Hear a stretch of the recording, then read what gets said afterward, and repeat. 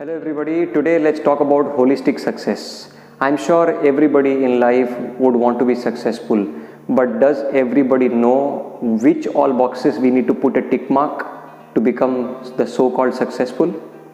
I heard a story which was probably written by Chetan Bhagat, which said if you are driving your dream car, you planned for this dream car for the whole life. When you are in your 40s, in your 50s, you are getting the dream car. But the moment you sit into the car, you realize that you have a severe back pain.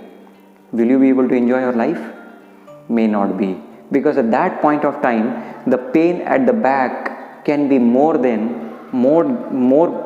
seeking attention than the pleasure of having that car.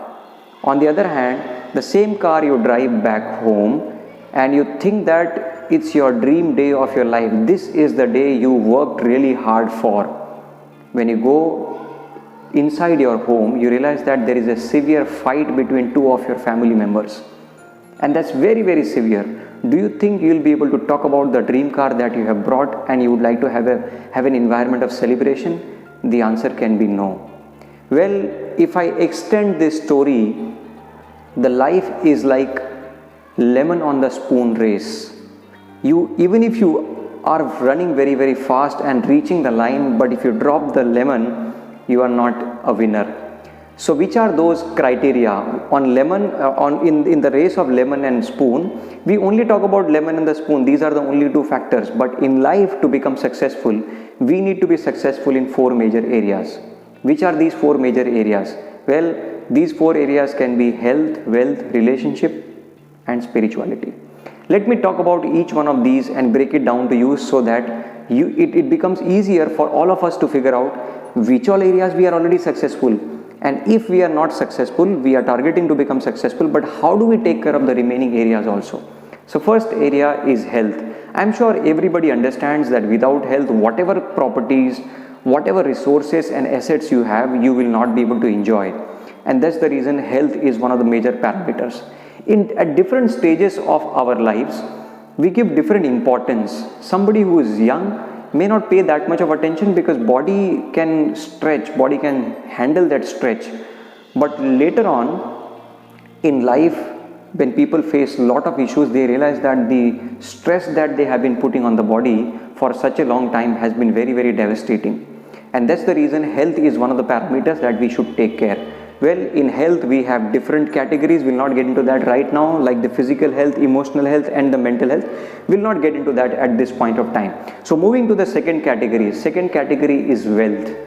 Now, for most of the people, wealth is one of the primary parameters, and no doubt about it, if you don't have money, whatever you want to do in your life, it becomes difficult. You don't have power. You have wealth with you, you can take decisions independently.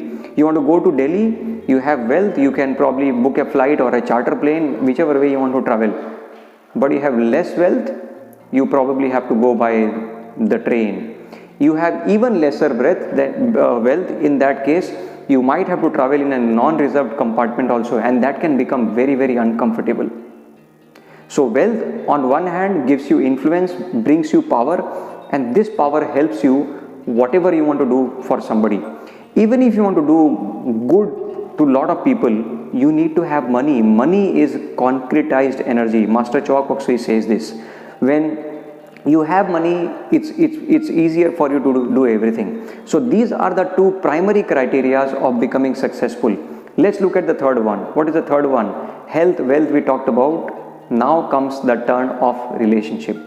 So even if you are wealthy, even if your physical body is good, you have no complaints, but the relationship with your closer ones, people in your family, people who are associated with you in your office, you don't have healthy relationships with them. Even if you are highly successful in the eyes of the people, you will not have inner peace. Now let me define what this inner peace is. A lot of people have this misconception. This inner peace has to do with the old age, when we go to 60s or 70s, that time we'll talk about it. No, I am not talking about that inner peace which people feel. I am talking about the inner peace when you sit at home, even if you had fight in your office, you are not thinking about it.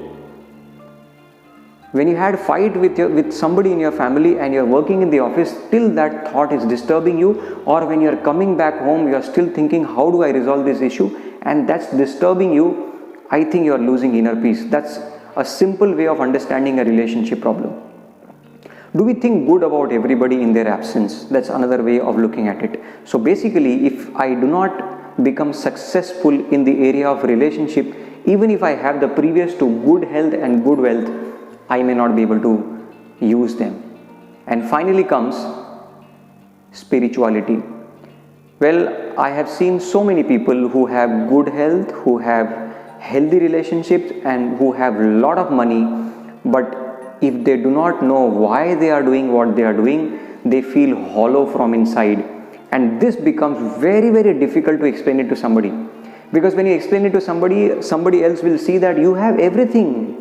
You have all the luxuries in your life, but from inside you feel something is seriously missing. I don't know which direction I should be heading. And when people are in that phase, they try everything. They try from one business to the other. They move from one city to the other. They move from one relationship to the other without getting any direction. So if we would like to be successful, I think we would have to put tick marks in all these 4 categories. If you try to have an approach where you become successful in one category first, second later, third later on, and then fourth, probably we'll have an imbalanced life. A balanced success will be when we are having success in all the parameters. So these 4 core areas like 4 wheels of a car. Now the car will move in the fastest manner if all the wheels are aligned. If all the wheels are not aligned, and if you try to move fast, you can imagine how much of imbalance and how much of discomfort you will have in the whole journey. So I hope this video helped you, and this video should also help figuring out which area I need to focus, which I have not been focusing yet. If you like this video, share this with people whom you feel they have a skewed success. It can help them also knowing how to become successful in a holistic manner. See you in the next video.